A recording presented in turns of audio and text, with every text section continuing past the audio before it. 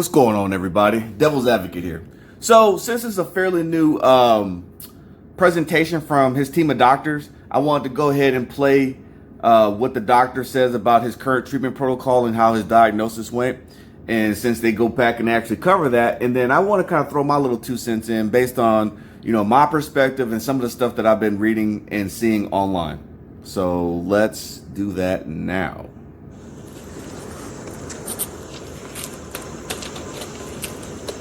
Good morning, everyone. Morning. Since we spoke last, the President has continued to improve. As with any illness, there are frequent ups and downs over the course, particularly when a patient is being so closely watched 24 hours a day. We review and debate every finding, compared to existing science and literature, weighing the risks and benefits of every intervention, its timing, as well as any potential impacts a delay may have. Over the course of his illness, the President has experienced 2 episodes of transient drops in his oxygen saturation. We debated the reasons for this and whether we'd even intervene. It was a determination of the team, based predominantly on the timeline from the initial diagnosis, that we initiate dexamethasone.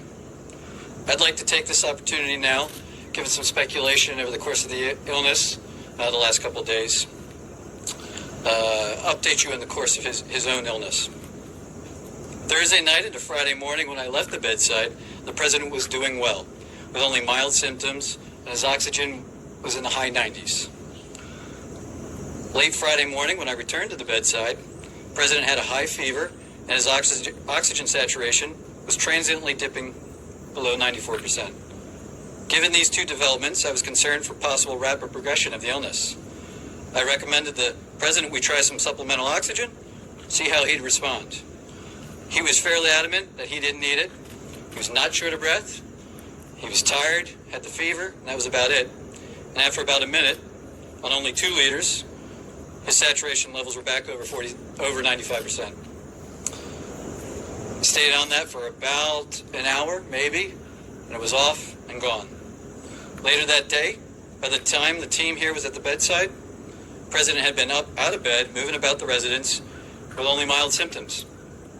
Despite this, everyone agreed the best course of action was to move to Walter Reed for a more thorough evaluation and monitoring. Now I'd like to invite up Dr. Dooley to discuss the current plan.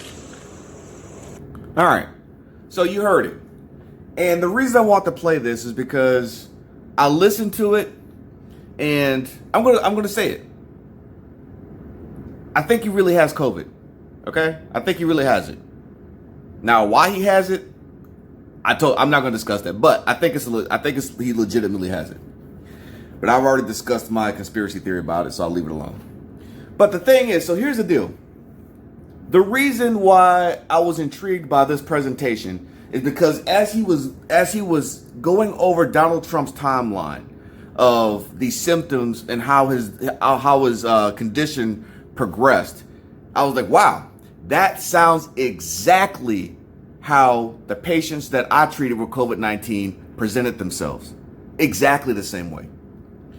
So, you feel a little down, you feel a little worn out, you feel a little tired, you spike a fever, and within 24 hours or less, that fever resolves itself on its own, and then you're up and moving around. Like, that no bullshit. No bullshit. So, you got to think back. If you listen to his children even said, historically, Donald Trump is known to have a strong immune system. His children even said they don't know him to be a sick person.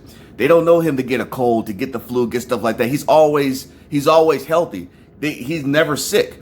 So that means, using some deductive reasoning, he probably has a naturally strong immune system. So regardless of his age, he caught it. He got the coronavirus, the COVID-19 Chinese virus, whatever you want to call it, and he handled it just like anybody else with a strong immune system would handle it. Either A, you're going to be asymptomatic, or B, if you do have it and you do feel some symptoms, they're really mild, and if you spike a fever, the shit's gone in like 24 hours. And the reason that the crew was treating him, they even said that they even debated doing certain stuff or just letting it run its course and see what's going to happen. But he's the president of the United States, so they're pretty sure they're just they're probably doing a whole kitchen sink approach with him. You know, they're like, oh no, they're not going to take any chances, right? They're just going to do everything. I've seen that before. Kitchen sink approach. That way, you know, you just throw everything at him and just see what sticks, and you know, maybe something works. But yeah, I think he was going to be fine either way.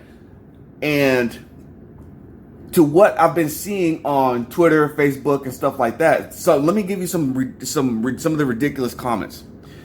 Oh wow, go figure. That is the speediest recovery I've ever seen for COVID-19. Well, guess what? It might be the speediest recovery for COVID-19 you've ever seen, probably because you haven't seen anybody with COVID-19. All you know is anything that you've ever read in the newspaper, anything that you've seen on your phone.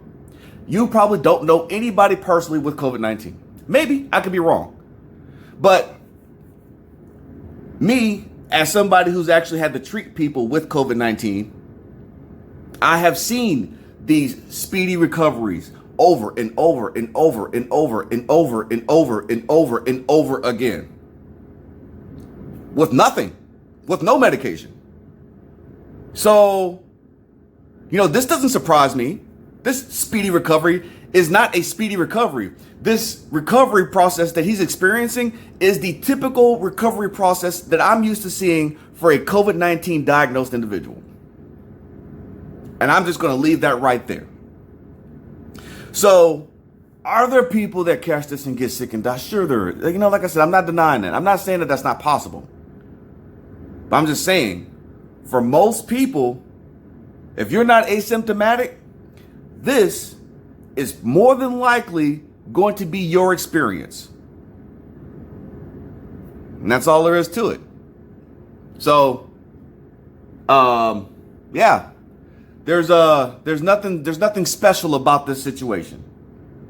You catch it, SPO 2 stats drop a little bit, maybe you get a little bit better, runs its course, you're up and moving around, you're good to go. He did the right thing. As soon as he felt like he could, he got on his feet, started moving around. That's the best thing you could do. Laying on your back is not a good thing.